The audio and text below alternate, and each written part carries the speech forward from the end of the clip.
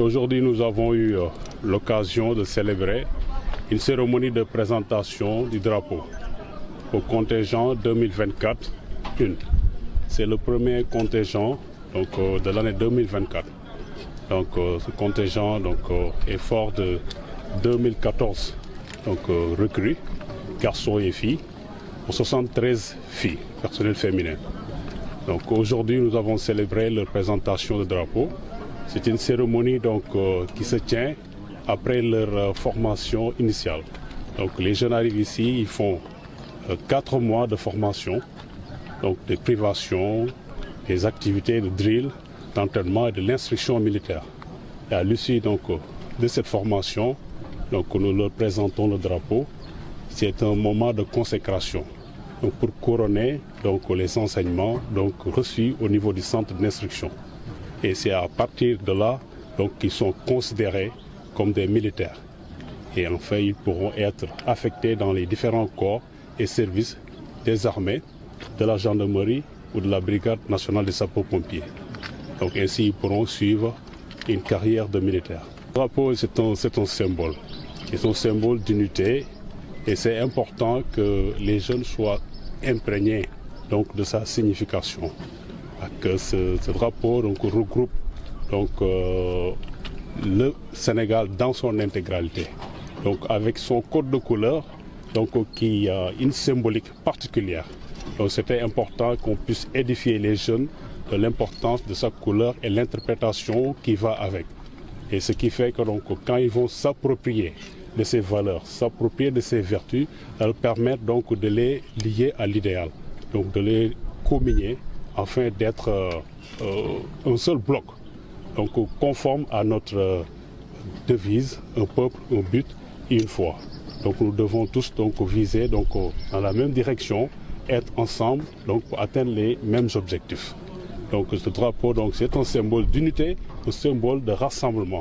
Parce qu'autant nous avons de cultures, d'ethnies, de régions, mais nous tous nous sommes regroupés ici, dans ce centre d'instruction, pour former des jeunes Sénégalais, garçons comme filles, qui ont les mêmes droits, qui ont les mêmes reconnaissances et les mêmes obligations.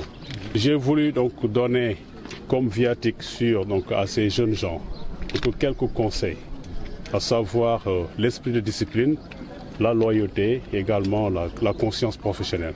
Parce que je pense qu'avant tout, la discipline, c'est la force principale dans les armées. Et sans discipline, rien ne se fait. C'est pourquoi il est important qu'ils aient cet esprit. Et en matière de loyauté, la loyauté, c'est surtout envers notre population, notre peuple, qui est notre raison d'être. La loyauté envers nos institutions et envers notre corps de service. Et qui fait que nous allons respecter nos obligations.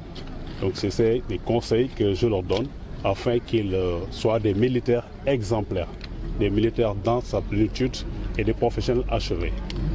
Et enfin, la conscience professionnelle, qui est dans tout corps de métier, qui a son éthique et sa déontologie.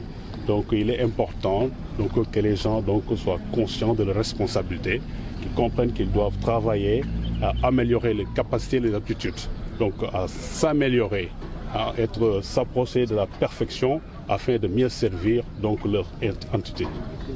C'était des conseils, entre autres, que j'ai voulu leur donner, mais d'emblée, pour leur démarrage dans le métier des armes, sera un bon viatique qui va leur permettre certainement de commencer leur premier pas dans les forces armées. Les réseaux sociaux constituent une opportunité, mais aussi un risque.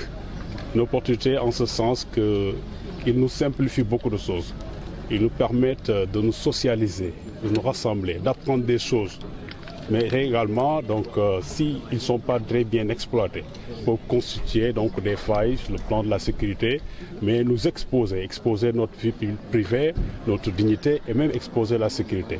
Aussi bien de nos familles, de nos personnes, mais aussi bien aussi de nos entités, de nos corporations. C'est pourquoi le bon usage, le usage responsable s'impose. Il faut d'abord que les gens comprennent ces problématiques, qu'ils fassent attention dans l'utilisation qu'ils vont faire des réseaux sociaux et qu'ils se prémunissent de partager n'importe quel contenu qu'ils comprennent qu'ils sont des militaires, qu'ils ne peuvent pas s'afficher n'importe où avec n'importe quoi et participer à des débats donc, qui sont naturellement prohibés donc, au sein des forces armées. Tout ça, c'est garder une ligne d'équidistance, une retenue donc vis-à-vis de certaines questions sensibles dans lesquelles nos armées ne sont pas invitées. Nous devons garder une certaine posture de neutralité.